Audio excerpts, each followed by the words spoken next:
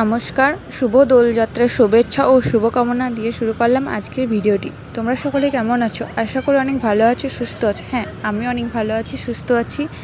তো সবাইকে জানাই হ্যাপি হোলি। আমিও দেখো রং খেলতে শুরু করে দিয়েছি। আজকের রংটা প্রথম আমার বড়মশাইয়ের হাত থেকেই আমার গায়ে লেগেছে। আমি তার রঙে নিজেকে রাঙাতে চেয়েছিলাম, আর সেটাই আমার সেই স্বপ্নটি আজকে পূরণ হলো। এর আগে আমাদের কখনোই একসাথে রং খেলার সুযোগ হয়নি, কারণ ফৌজিও বাড়িতে থাকতো না, আর সেভাবে সুযোগটাও ছিল না আমাদের। এবছর যেহেতু দুজনেই আমরা একসাথে আছি, তাই এটাই আমাদের প্রথম রং খেলা। কোয়ার্টারে আমাদের প্রথম রং, আমাদের জীবনে এটা প্রথম রং খেলা। তো আমরা সব কিছু কাজ সেরে প্রথমে দুজনকে রং মাখিয়ে নিয়েছিলাম।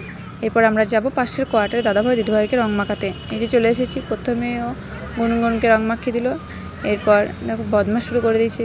এবার দাদাভাইটিকে রং মাখিয়ে তারপর আমরা আবার যাব ওই পাশের আরেকটা কোয়ার্টারে। তো দুজন রং মাখাচ্ছে। আমি একটু গুনগুনকে রং মাখিয়ে দিলাম, আর গুনগুন কীভাবে রং মাখছে দেখো, আর লজ্জায় লাল হয়ে গেছে। এই যে দিদিভাইটাকে এবার আমি রং মাখিয়ে দিয়েছি।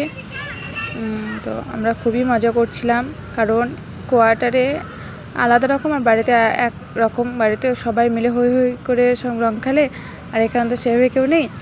এখানে আমরা 2-3টে ফ্যামিলি আছি। তো আমরা দাদাভাই দিদিভাইয়ের সাথে রং খেলার পর এবার আমরা যাচ্ছি পাশের কোয়ার্টারে। ওরা অবাঙালি, তো এই যে সবার সাথে ভিডিও করা হয়নি, একটা ছবি তুলেছি আমরা সবাই মিলে। তারপর আমরা মাঠের মধ্যে এসে যে রং খেলছিলাম, দুজনকে আবার রং মাখাচ্ছিলাম। আর আমার বর যা বদমাশ করছে তোমরা সবই দেখতে পাচ্ছ কীভাবে। তারপর শুরু হলো আমাদের হোলি পার্টি।